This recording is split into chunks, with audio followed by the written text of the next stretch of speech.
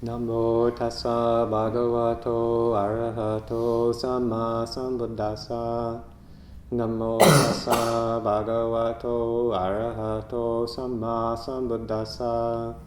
Namo tassa bhagavato arahato samma sambuddhassa.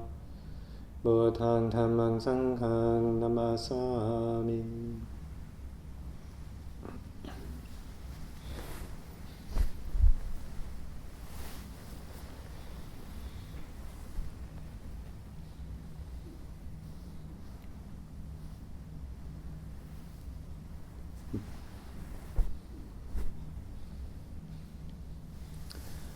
For those of you who aren't familiar with our tradition, the little chant that Ravi did just before, just right now, was requesting in Pali a brief recollection that was requesting a talk on Dhamma. And it's part of the tradition that, at least here in the monastic community, that we have to receive a request to teach. We don't just go out and start preaching to everybody, whether they want it or not. So we have this tradition of having this formal request, and it just kind of caused me, for some reason this time, flashing back to the first time I heard that before I was a monk, a layman sitting at a retreat, that Ajahn Sumedho or Ajahn Amaro, or both of them, were leading in Santa Rosa probably 30 years ago. And I was all new to everything. And the first night, one of the lay attendants that had traveled with them did that same request. And I thought, oh my gosh, this is somebody who's losing their mind. They're starting to chant this thing out and the monastics are just politely listening to him, and are they going to do anything? Are they going to say anything? And then it dawned on me, oh no, this was actually a legitimate request, but it was just kind of amusing to watch my mind thinking, no, somebody's really losing control here. And kind of plays a little bit into theme I was thinking about maybe talking around this evening. The sense of control that we experience or that we seek so much in our lives as a way of finding a sense of stability and a sense of refuge, a point of reference, if you will, to the world around us, the confusing world around us, and the fact that there's all the ups and downs that we experience as human beings, the pains and the pleasures, and our kind of relentless pursuit of trying to control our experience, control the world around us, and how that leads us into suffering. And very strongly related to the sense of self, that a perception that we all live with and buy into and operate under, really, for the most part, throughout our conscious experience. And how the teachings tell us that of the many aspects of this sense of self, that this aspect of control is strongly related to how strong we experience that perception of self. In one of actually it was the second discourse that the Buddha taught,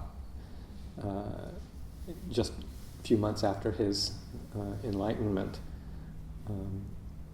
The theme was around this subject, the Anatta-lakkhana Sutta, the Discourse on Not Self, and has become one of the primary teachings that the Buddha has offered as a way towards pointing us towards liberation from suffering. If we can understand this aspect of this perception that we live under most of the time, this sense of self and this wish to control our environment, to always maximize pleasure and minimize pain, then we'll see clearly, if we understand this and see this deeply and practice with this perception,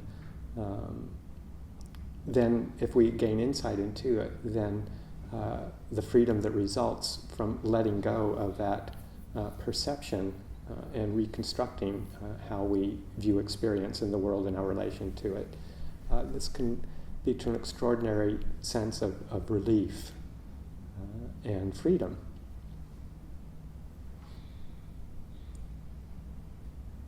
So there's a lot of different ways that we kind of weave this perception of self into our experience. It's kind of one of the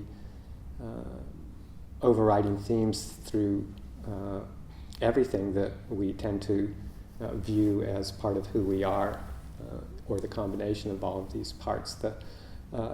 In the Buddha's teachings, the 5 khandhas, the 5 aggregates, those aggregates of form, feeling, perception, mental formations, and consciousness, that when we experience them and view them with clinging and attachment, that forms the basis for suffering and is wrapped up with this identification, is what we would call personality view, or Sakkaya Ditthi, this view that any one or all of these 5 aggregates of experience, the body, feelings, perceptions, various mental formations, and consciousness, that either in part or in aggregate, if we view them with clinging and attachment, that's who we think we are in one form or another. And a lot of the insight practice, the reflective practices, is oriented towards deconstructing that assumption. Not trying to posit a certain reality of there is no self, because that's taking yet another stance, adopting another view that we can identify with, but just looking at what it is that we normally assume to be ourselves, and contemplating, asking ourselves, is that really the case? If we talk about a self as, or an aspect of self-view as some unchanging aspect of our experience, something solid that we can say is everlasting, that stands up to all the winds of change in the world and in our experience, in our bodies and minds, something that surpasses that, something that lives beyond that, something that's unchanging. This is tied up. This is what we often call, or I assume to be, this self. So we start to look at all the possible aspects of experience that we can possibly consider of who we think we might be, and a little bit, piece by piece, part by part, we look at that and ask ourselves very clearly: is this who I really am? Is there something that's unchanging that I have control over, that is part of this experience? And we methodically do that. And the more clear our mind is through the settling practices of meditation and the development of clarity of mind for clear seeing, the more we are able to see these contemplations in a deep way. And so we start with the body, which is often a primary focus of the sense of self. And the Buddha, in this second discourse that he gave, goes through each of these 5 aggregates and asks the monks to consider the fact, he kind of states it right up front, out in the open. Form, the body is not self. If the body were self, form were self, then form would not lead to affliction, and we would be able to say to it, let it be like this, or let it not be like this. We would have that control if there were actually a self in the body, or a body in the self, or in relation to self, or something that we could call, related to this body, called me or mine. But since this body, he continues on, but since this body is not self, it therefore leads to affliction, because one is not able to say in regards to it, this is myself, this is who I am. I am control. There is control over it. We have a modicum of control. We can feed it, we can nourish it, we can give it certain treatments, take care of it the best way we can, clean it up and make it presentable, and use it to get us through our daily routines. But there's a lot about the body that we don't really have control over.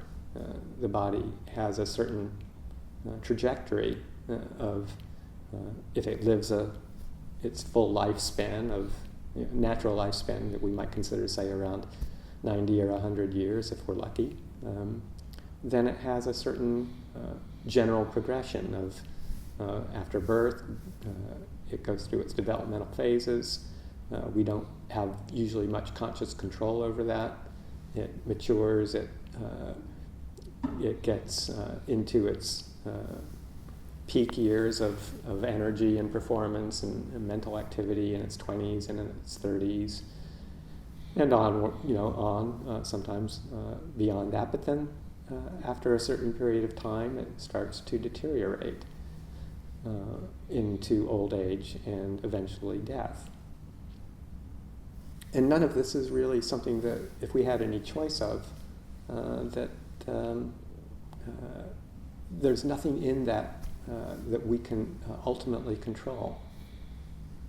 And even when we're young, much less when we're, much more when we're old, but the sickness that can come, we don't invite that in. We don't wish that to happen to us. But this body is an organic, biological piece of equipment that is affected by various and sundry ailments and illnesses, sometimes temporary, sometimes chronic. And in the end, we all share the very common experience of death, of having to let go of this body. So in that sense, there is really no ultimate control. A bit we can do to influence it through wise attention and care, but ultimately it is this heap of elements, this collection of tissues, of bones, of muscles, of internal organs, skin, various sense organs, eyes and ears, and all of these components of the body are just organic elements that have a certain genetics and biology that have their own certain laws. And the body essentially follows those laws of nature.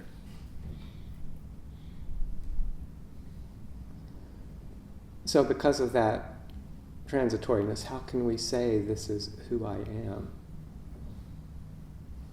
The Buddha encourages us to really actively and repeatedly consider this, bring this to our attention.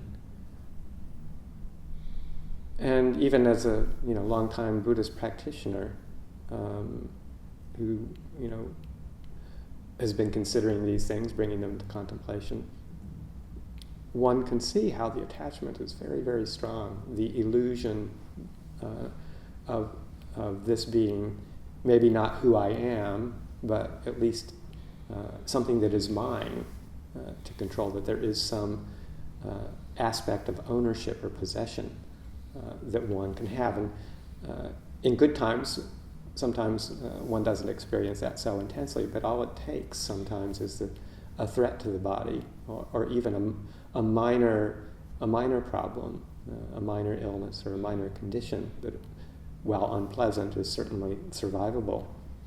But watching when that happens, how the mind contracts so quickly around that particular aspect of the body that's not functioning the way we want it to, and the sudden gathering of that sense of needing to do something, needing to control, needing to get rid of that which shouldn't be there, or making better that which is wrong, or not in compliance with what we view as healthy or to be expected.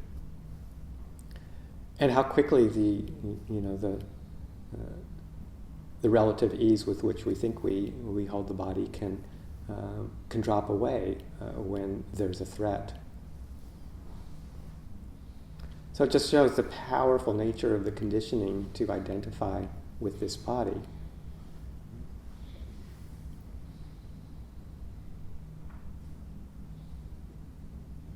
So it's always useful to just repetitively try and re-perceive our control, and to continuously ask ourselves, do I really have ultimate control?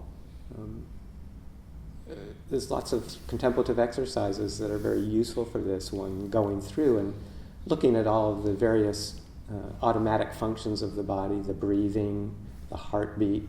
In moments of quiet contemplation, you can really feel some of the internal movements of bodily fluids and bodily parts that really we don't pay much attention to. But keeping those in mind with the idea of seeing and asking yourselves, how much control is there really here in this breathing? I can try and stop it, but does it really stop for very long? Even if I try very hard to make it stop, it takes over, the body takes over and keeps on breathing. Same with the heartbeat. You might be able to make it go a little faster, a little bit slower in some ways through activities or mental determination. But essentially the heart keeps beating at 60 to 100 times a minute, every minute that you're alive, which is incredible. It has its own life. Heart and lungs just keep going on, all the metabolic processes. You don't pay any attention to them, yet they keep going. This body just keeps on going in its own way.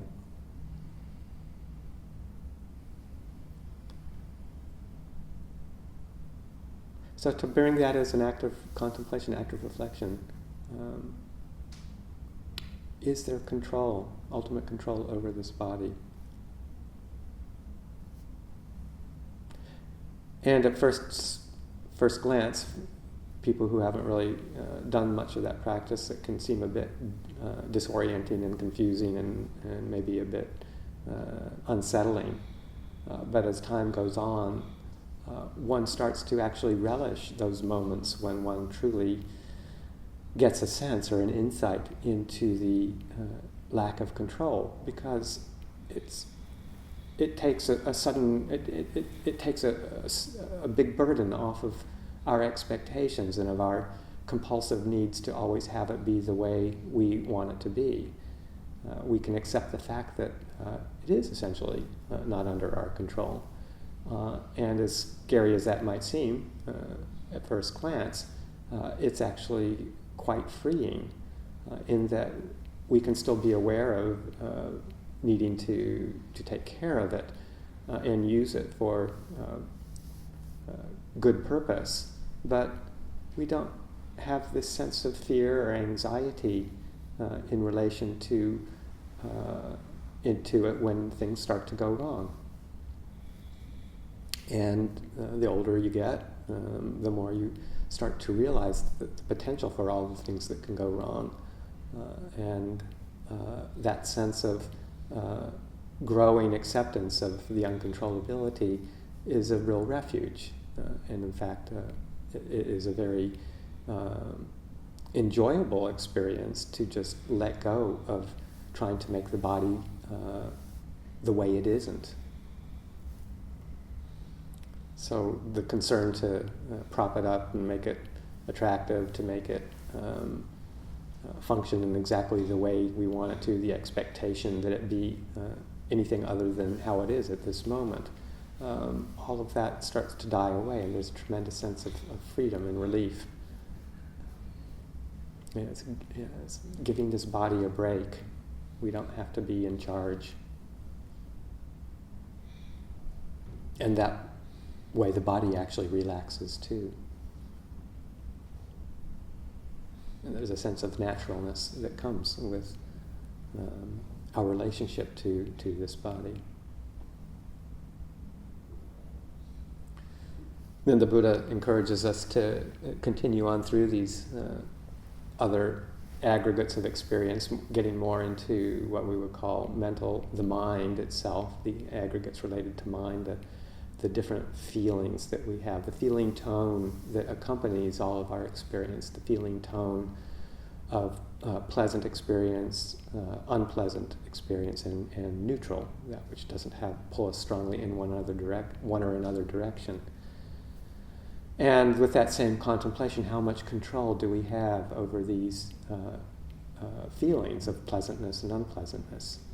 In any moment of experience, physical or mental, there's a certain quality of pleasantness or unpleasantness that accompanies most everything, even if it's subtle. And some that are so subtle that they move towards what we would call neutral, things that we don't really notice that much. But to realize that we try and spend so much of our time trying to control those feelings. Again, this sense of I should have some control and will always move towards trying to maximize pleasure and minimize painful experience, no matter how pleasant or no matter how difficult it might be. The sense that we should be able to control those experiences.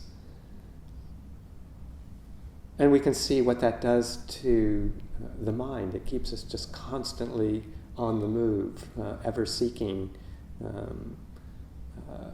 pleasant experience, and getting wrapped up in the agitation and the unsettledness, the anxiety even of pursuit of pleasure through the senses, or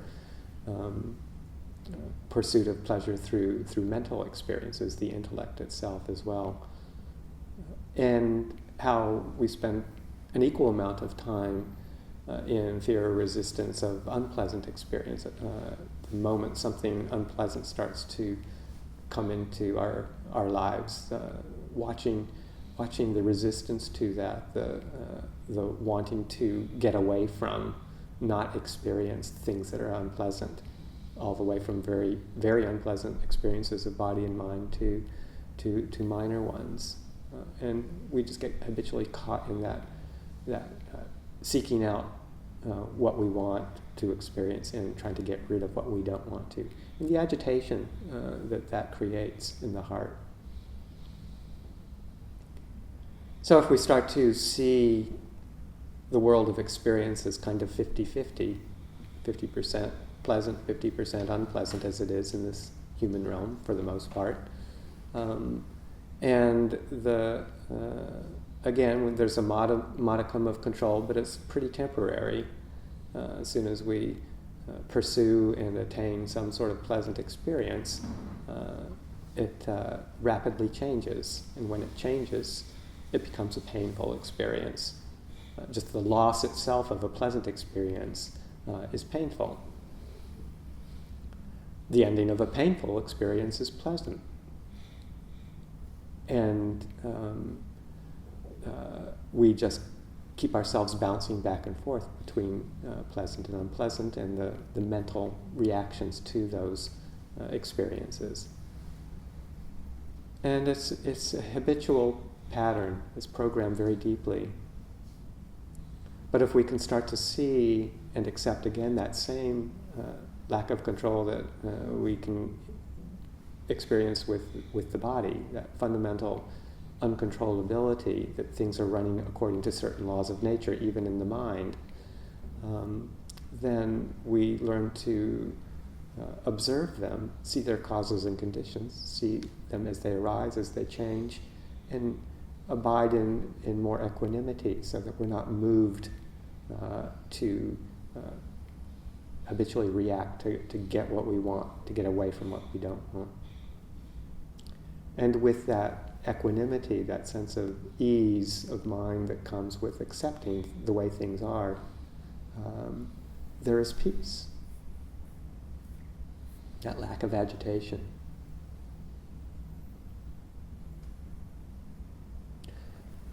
Our perceptions, the ways we perceive the world, the mental categories and definitions and ways that we identify objects and relate to them, how we perceive our internal world, how we perceive other people.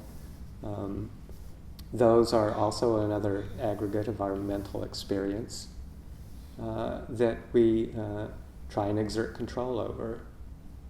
We want our perceptions or our memories to conform to what pleases us. We want people to be the way in which we experience the most pleasure. We want to have perceptions of others in accord with what brings us a sense of ease. We want people to like us. We want there always to be people who are praising us and see us in good light. We get upset when other people see us in different ways and don't see us the way we want them to see us. We get quite stuck in patterns of how we relate to the world, and we very much see the world see and experience the world through habitual patterns. We essentially program ourselves to perceive the world in many different ways that we think will bring us some sort of sense of control.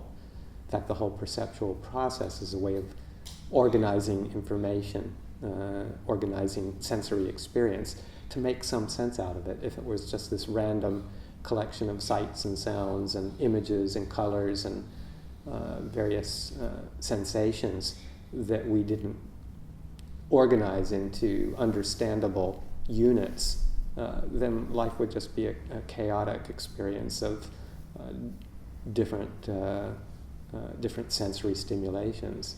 But we have this process of perception that categorizes and groups and identifies into objects and ideas. And when those things seem to be out of our control, when they're not to our liking, then we suffer. So again, we have to see that there's a relative uncontrollability sometimes in how we perceive the world, how we organize the world, and it goes according to its own nature, its own laws, and the fact that other people have different perceptions and perceive things differently than we do. And when we come to accept that the world around us isn't necessarily stable in that way, and that perceptions change, and they have their own laws, these kind of mental activities, mental patterns have their own laws as well, then we come to see them just as they are, which are temporary constructs, temporary ways of viewing our experience, and that they change.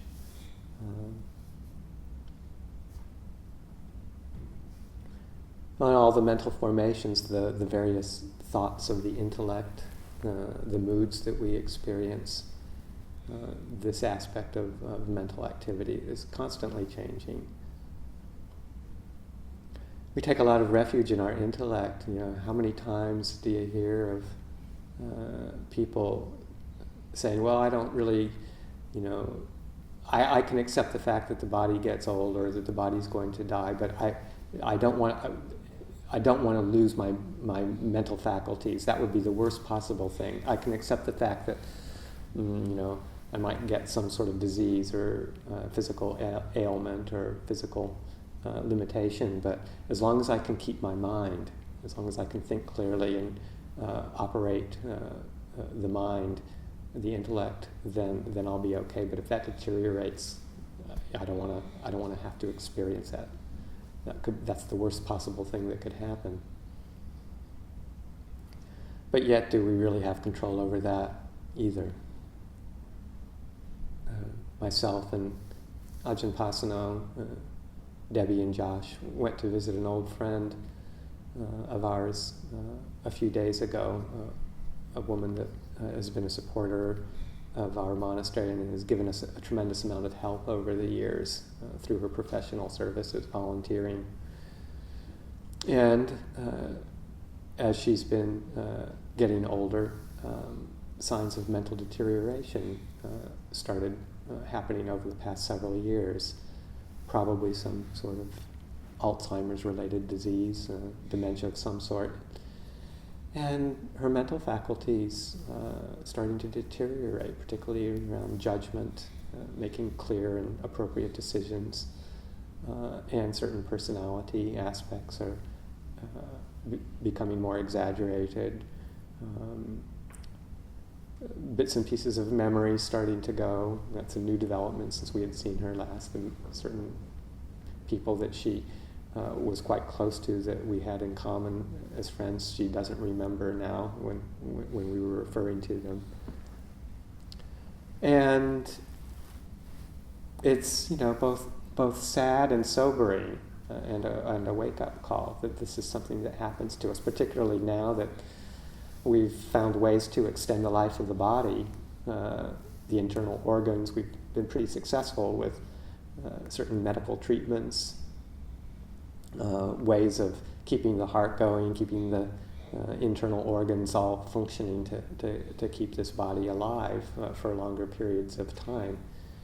But yet we haven't made a huge amount of progress in preventing some of these kind of neurological mental brain deteriorations that lead to this incapacity of intellectual functioning, this deterioration.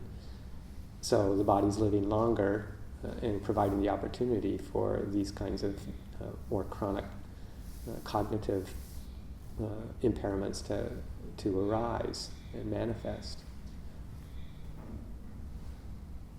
And there's a real sense of identification with that aspect of our experience that we hold as who we are. And if that's starting to be challenged, then there's this great sense of loss of identity and control. But we can also reflect on that, perhaps someday we will be in that same situation. We may not be able to think as clearly as we used to. I even start to experience some of that now myself, not hopefully in terms of an actual disease, but just the natural loss of clarity and acuity of the thinking process. You can just sort of see in little bits and pieces how the cognitive process, the reasoning, or the different kinds of ways that we try and evaluate the world around us and think about concepts and construct ideas, learn new things, particularly new learning. These are starting to get a little more fuzzy around the edges. And I find it very helpful to reflect of, okay, well, this is part of what it is to age, and if I live really long, who knows, I may experience some of that, or all of that, complete deterioration of intellectual functioning. So if I take refuge in that as who I am, I'm going to suffer. But if I accept the fact that this is something that can happen as a part of nature, then hopefully I'll be able to kind of maybe sit back from a little bit more from a distance and watch the show, and maybe accept it with a bit of humor and humility.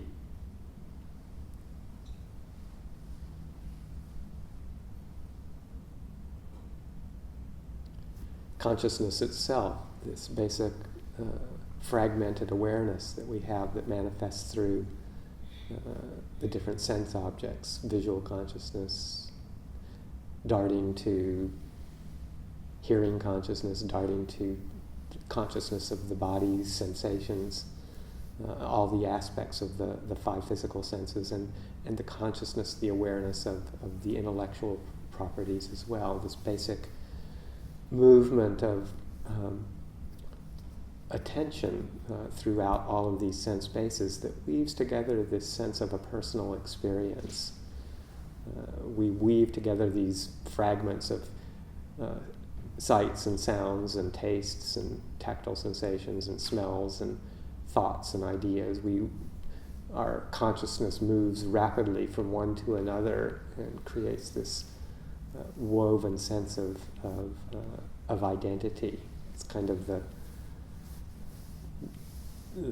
seamstress, if you will, that sews it all together to make it look like one big fabric of experience that one can identify with. And that as the various sense organs change and morph over time,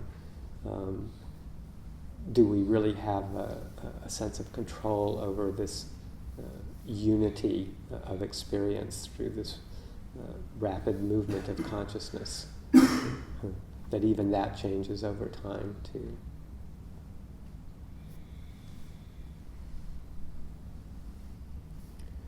So the Buddha is really encouraging us to use these aspects of what we call our self, the self-view that comes with holding on to any of these aspects of body or mind as who we are, of holding on to them, trying to use them and maximize the experience, maximize the pleasurable experience, minimize the painful experience, and exercise control over this whole unit. The Buddha says that if we can learn to let go of that sense of ownership, that sense of ultimate control, then there's an experience of freedom that goes beyond these five aggregates. That the mind, the heart that experiences these, that is aware of these five aggregates and how we get fooled by them into thinking that that's who we are, that there is a fundamental quality of awareness and of knowing these processes that can be freed from the craving, the clinging, the attachment that accompanies these experiences of body and mind. And that as that craving, that clinging to these five aggregates starts to weaken, we naturally will experience a greater sense of freedom from the suffering that comes from trying to control all of these experiences. We learn to just be with the flow of bodily experience, the flow of mental experience, the flow of all of these sensations and feelings and ideas, and not try to gain some sort of sense of self, ultimate control over them. And as we see them in their true nature, as they arise and pass away in our own experience, there's a sense of lightness and freedom from the bondage of trying to be a certain way and to experience only certain kinds of experience. And we can accept the flow, the natural flow of our bodies and of our minds and of the experience around us in a way that is very easeful and peaceful and sublime.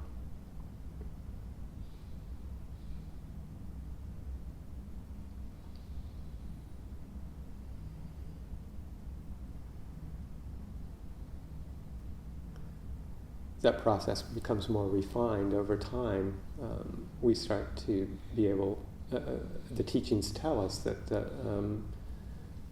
the ultimate end point of that process of letting go is one of complete freedom, where the mind, the heart, is not bound by its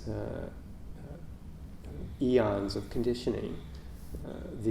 The impulses, the conditioning that causes us to repetitively move into confusion, into delusion, and the forces of craving and clinging will start to abate. And then those are the forces that propel us into repetitive suffering lifetime after lifetime. And that process of letting go of craving for pleasant and unpleasant experience, avoiding unpleasant, always craving for annihilation of unpleasant experience, and for this process of just being, this process of becoming, that propels us from one birth to another birth, whether it's a birth within this very lifetime or a birth into another lifetime, and the unlimited possibilities of continued rebirth. Then the mind doesn't incline in that direction. The mind lets go of that need to identify with experience in the conditioned realm.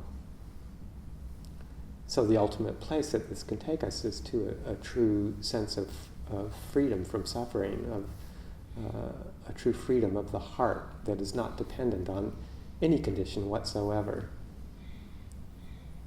And this is the gateway to what the Buddha calls the ultimate freedom, the freedom of the deathless, the freedom of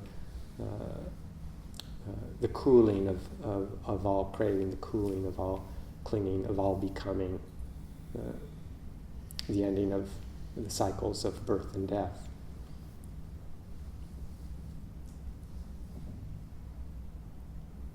But before we get to that point,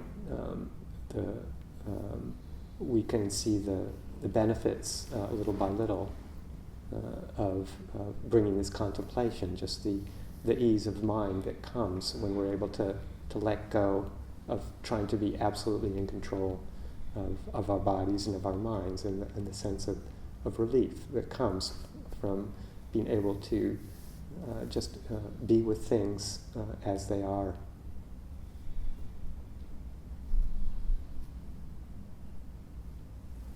So, a few reflections for this Saturday night, and please take with whatever is useful and set aside that which is not.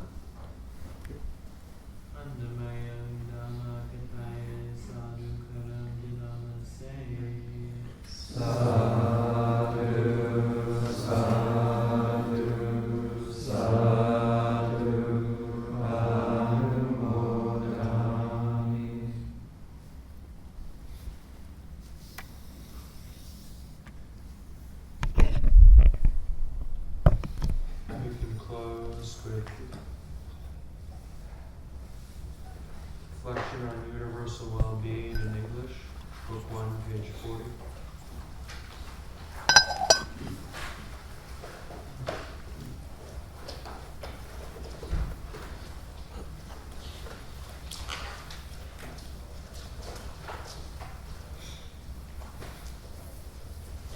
May I abide in well-being, in freedom from affliction, in freedom from hostility,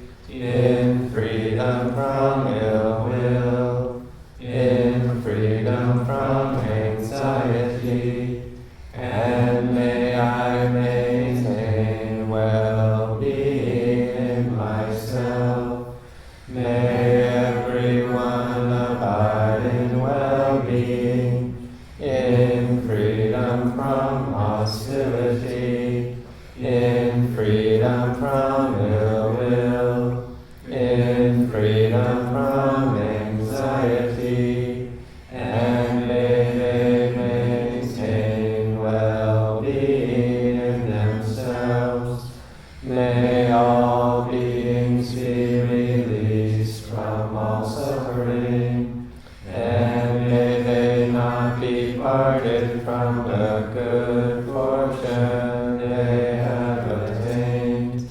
When they act upon intention, all